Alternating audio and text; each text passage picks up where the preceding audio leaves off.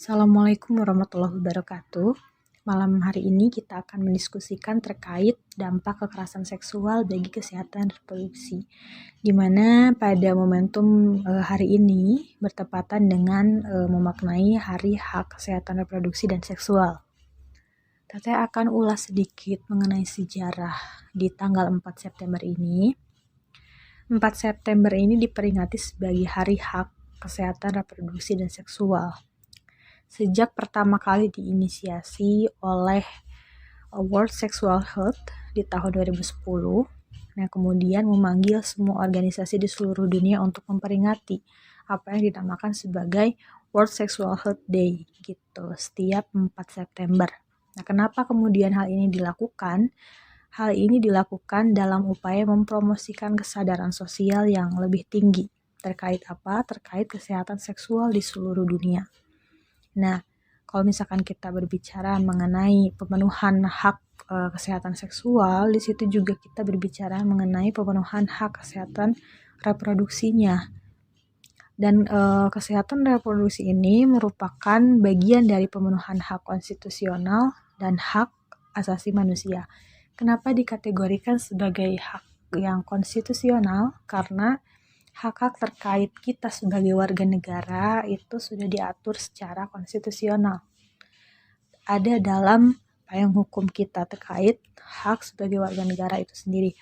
Nah, kemudian juga dikategorikan sebagai hak asasi manusia karena kita sebagai manusia juga sama berhak juga ya untuk memiliki sebuah kesehatan reproduksi, termasuk kalau misalkan kita dikaitkan dengan hak kita sebagai warga negara.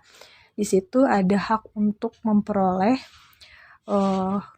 akses kesehatan reproduksi yang adil di mana saja. Nah, kayak gitu. Ada dua referensi definisi yang Teteh ambil. Yang pertama dari WHO. Menurut WHO, kesehatan seksual adalah kondisi di mana fisik, mental, dan keadaan sosial dalam hubungan keseksualitas. Gitu. Jadi segala sesuatu yang berkaitan dengan mental, fisik, keadaan sosial, yang erat kaitannya dengan seksualitas. Ini membutuhkan pendekatan yang positif dan menghormati seksualitas dan juga hubungan seksual. Dan memungkinkan juga untuk menikmati pengalaman seks yang aman tanpa adanya paksaan, diskriminasi, dan kekerasan. Kalau misalkan kita berbicara terkait kesehatan reproduksi, itu juga menyangkut pendekatan positif gitu. Dalam artian kita harus bisa menghormati seksualitas dan hubungan seksual. Dan juga di situ akan berbicara mengenai rasa aman dan nyaman untuk pengalaman seks gitu tanpa adanya paksaan atau diskriminasi dan kekerasan. Itu menurut WHO. Kemudian bagaimana menurut Kementerian Kesehatan Republik Indonesia? Menurut Kemenkes, kesehatan reproduksi adalah keadaan sehat secara fisik, mental, dan sosial secara utuh, tidak semata-mata bebas dari penyakit atau kecacatan yang berkaitan dengan sistem, fungsi, dan proses reproduksi pada laki-laki dan perempuan. Jadi kalau misalkan Kemenkes ini lebih mengarah ke keadaan fisiknya, di mana di sini keadaan reproduksi yang sehat berarti dia tidak mengalami penyakit, kecacatan yang berkaitan dengan sistem, fungsi, dan proses reproduksi pada laki-laki dan perempuan. Kayak gitu. Nah, kemudian selanjutnya, mengapa sih kesehatan reproduksi itu penting? Kesehatan seksual atau reproduksi merupakan hal yang fundamental karena menyangkut dua aspek. Yang pertama, kesehatan secara umum yang berkaitan dengan individu, pasangan, dan keluarga. Kemudian yang kedua, berkaitan dengan pengembangan sosial dan ekonomi komunitas maupun negara. Kita bahas dulu dari yang pertama. Kenapa dikategorikan menyangkut sebagai kesehatan secara umum? Karena di sini kalau misalkan kita berbicara mengenai kesehatan reproduksi, berarti tidak hanya berkaitan dengan kesehatan reproduksi yang ada pada tubuh kita saja, tapi juga kesehatan reproduksi yang ada pada pasangan kita, yang ada pada keluarga kita, teman-teman kita, dan lain sebagainya kayak gitu. Jadi kita kalau misalkan bahas kesehatan reproduksi, kita berarti bahas kesehatan secara umum di situ. Nah, kemudian yang kedua, pengembangan sosial dan ekonomi komunitas maupun negara. Kenapa kemudian kesehatan reproduksi ini bisa mempengaruhi adanya pengembangan sosial dan ekonomi komunitas maupun negara? Karena jika dalam satu negara sendiri punya gangguan kesehatan reproduksi, nah di situ otomatis masyarakat tersebut tidak bisa lebih produktif gitu dalam melakukan transaksi ekonomi misalkan atau komoditas ekonomi yang lain. Nah, otomatis di situ akan menghambat proses pengembangan sosial dan ekonomi komunitas maupun negara itu sendiri. Nah, kemudian kita lihat secara ruang lingkup dari kesehatan reproduksinya seperti apa. Apakah kemudian kesehatan atau kekerasan seksual itu masuk pada ruang lingkup dari kesehatan reproduksi atau tidak? Di sini Teteh mengambil ruang lingkup kesehatan reproduksi referensinya dari International Conference on Population and Development. Nah, di sini ada 10 poin terkait ruang lingkup dari kesehatan reproduksi itu sendiri. Di antaranya, di poin yang ke-6 dan yang ke-7, itu ada yang menyangkut tentang kesehatan seksual dan kekerasan seksual. Nah, jadi teman-teman semuanya nggak lagi bertanya-tanya apakah kesehatan seksual atau kekerasan seksual itu masuk nggak ya dalam ruang lingkup kesehatan reproduksi. Nah, ini masuk di nomor 6 dan nomor 7. Kemudian kita masuk pada dampak kekerasan seksual bagi kesehatan reproduksinya. Kita maknai dulu, kita pahami dulu, dan review ulang mengenai apa itu kekerasan seksual. Nah, kekerasan seksual itu adalah segala bentuk atau percobaan untuk melakukan aktivitas, kata-kata, atau cumbuan seksual yang tidak diinginkan. Jika ada seseorang yang memang mengalami tindakan-tindakan yang tidak diinginkan gitu terhadap tubuhnya, misalkan dia tiba-tiba dipeluk oleh seseorang, ataupun hal-hal yang lain yang memang tidak dikehendaki oleh dirinya. Nah, di situ berarti dia mengalami kekerasan seksual gitu, dimana di situ ada percobaan untuk melakukan aktivitas, kata-kata, atau cumbuan seksual yang tidak diinginkan oleh dia. Nah, itu kekerasan seksual. Teteh juga menyantumkan di sini pendapat dari psikolog klinis Yayasan Pulih yang bernama Norida Weningsari. Katanya, kekerasan seksual itu dapat membawa dampak jangka pendek maupun jangka panjang bagi korban, mulai dari dampak pada perilaku sosial, kesehatan reproduksi, fisik, dan psikologis. Jadi teman-teman semuanya yang berkaitan dengan dampak kekerasan seksual bagi kesehatan reproduksi ini begitu komprehensif gitu. Dalam artian juga tidak hanya menyangkut satu aspek gitu, seperti aspek perilaku sosialnya saja, seperti aspek fisik, psikologisnya saja, tapi kesehatan reproduksi juga masuk di situ.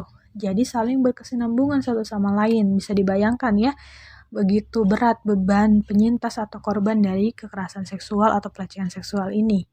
Kayak gitu. Nah, apa saja sih aspek dari kesehatan reproduksi korban kekerasan seksual?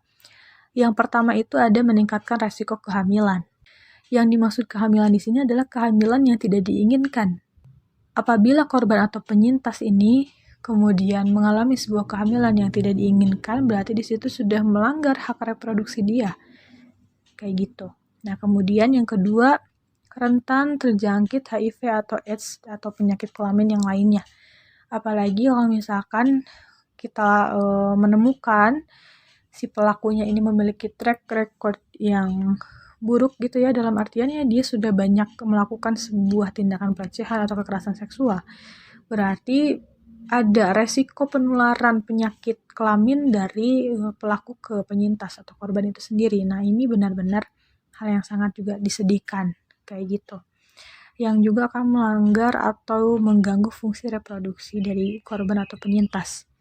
Nah, kemudian yang ketiga ada masalah atau gangguan ginekologi. Ginekologi itu adalah cabang ilmu kedokteran gitu ya, yang khusus mempelajari penyakit-penyakit sistem reproduksi perempuan. Nah, ini akan rentan dialami oleh korban atau penyintas dari kekerasan seksual itu sendiri. Contohnya kalau misalkan teman-teman semuanya pernah melihat atau membaca berita atau membaca artikel gitu ya tentang vaginismus. Nah, vaginismus itu apa? Vaginismus itu adalah kondisi medis yang ditandai dengan pengencangan otot-otot di sekitar misfi gitu. Secara tidak sadar ketika ada upaya untuk mempenetrasikan atau memasukkan sesuatu ke dalam misfi. Jadi di situ ada sebuah reaksi dari Miss V yang memang gejalanya itu mengalami hubungan seksual yang menyakitkan gitu, yang disertai perasaan sesak dan nyeri serta perasaan terbakar atau menyengat, misalkan kayak gitu contohnya. Itu bisa saja terjadi dalam korban atau penyintas kasus kekerasan seksual itu sendiri. Nah, kemudian yang selanjutnya ada aborsi di poin yang keempat. Dimana kan memang yang poin yang pertama adanya suatu kehamilan yang memang tidak dikehendaki gitu, tidak diinginkan, otomatis rentan nantinya untuk melakukan aborsi kayak gitu. Nah, itu juga merupakan aspek yang akan mengganggu kesehatan reproduksinya. Apalagi kan kalau misalkan aborsi, resiko-resiko tertingginya adalah kematian, kemudian pendarahan, dan resiko-resiko yang lain yang mungkin bisa saja menjangkit gitu ya organ reproduksi dari korban atau penyintas. Kemudian yang kelima ada keguguran. Ini juga sama, kembali lagi ke poin 1, jika memang mengalami kehamilan yang tidak diinginkan, otomatis akan ada sebuah tekanan, baik itu tekanan sosial, tekanan psikologis ya, mental gitu, yang akan berujung pada tekanan fisik. Nah, di mana di situ nantinya korban atau penyintas karena merasakan berbagai tekanan-tekanan gitu dalam dirinya, dia tidak akan maksimal menjaga kandungannya, otomatis rentan untuk keguguran, kayak gitu. Kemudian yang keenam, ada nyeri dan tidak nyaman pada kelamin atau anus, di mana korban atau penyintas dari kekerasan seksual yang memang mungkin mengalami kekerasan dan pemaksaan dalam organ intimnya, kelamin atau anus, itu akan mengalami nyeri dan tidak nyaman pada kelamin atau anusnya. Nah, otomatis di sini akan mempengaruhi kesehatan reproduksinya. Banyak ya kasus-kasus atau berita-berita tentang korban kekerasan seksual yang misalkan mohon maaf kelaminnya robek, misalkan kayak gitu. Nah, itu kan juga sangat beresiko untuk kesehatan reproduksi korban kekerasan seksual itu sendiri. Selanjutnya, kita bahas tentang mencegah terjadinya kekerasan seksual yang berdampak pada kesehatan seksual dan reproduksi. Yang pertama, kita harus mencari dan membagikan pengetahuan tentang kekerasan seksual pada perempuan dan laki-laki. Semuanya harus berimbang kayak gitu.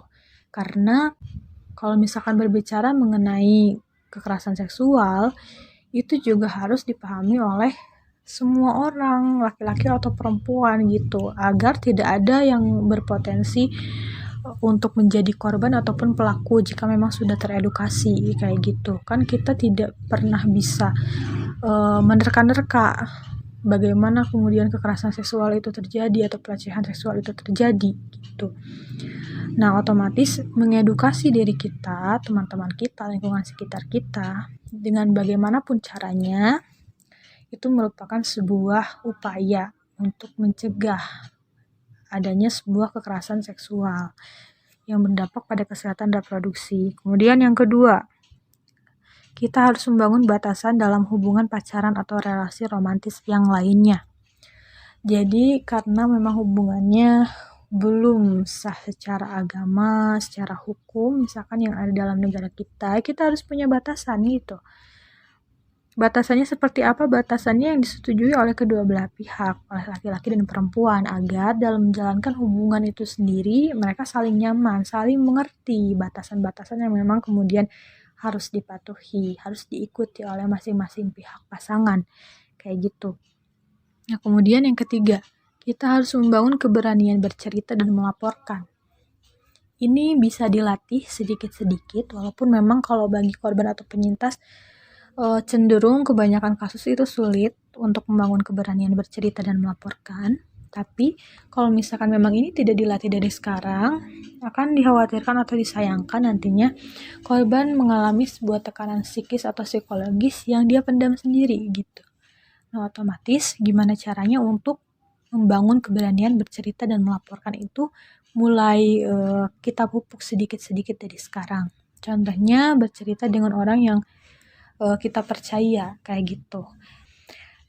Yang kemudian bagi kita nih, kalau misalkan dapat cerita curhatan dari korban atau penyintas atau siapapun, kita juga harus memiliki respon yang positif gitu. Jangan sampai nantinya kita melakukan sebuah tindakan victim blaming atau menyalahkan korban. Itu juga harus dipahami oleh kita. Nah, kemudian yang keempat adalah salah satu cara mencegah yang penting untuk kita ketahui, untuk kita terapkan, yakni aware is the key. Kepedulian itu adalah kunci. Jangan sampai teman-teman semuanya tidak memiliki sebuah kepedulian atau kepekaan terhadap lingkungan sekitar, terhadap orang-orang di sekitar kita, kayak gitu. Jangan sampai teman-teman semuanya nggak peduli sama yang namanya korban kekerasan seksual atau permasalahan-permasalahan yang lain yang memang menyangkut nilai-nilai sisi kemanusiaan itu sendiri, kayak gitu. Jadi kepedulian itu adalah kunci yang utama. Sejauh mana nanti kita bisa membantu orang lain dengan apapun bentuknya, selama kita bisa. Kemudian yang terakhir, kesehatan reproduksi atau seksual itu membutuhkan pendekatan yang positif dan tanpa menyinggung pribadi seksualitas dan orientasi seksual seseorang. Jadi ya kesehatan reproduksi itu harus kita lakukan dengan pendekatan yang positif. Dengan pendekatan yang memang bisa memberikan sebuah rasa nyaman, rasa aman pada orang lain gitu.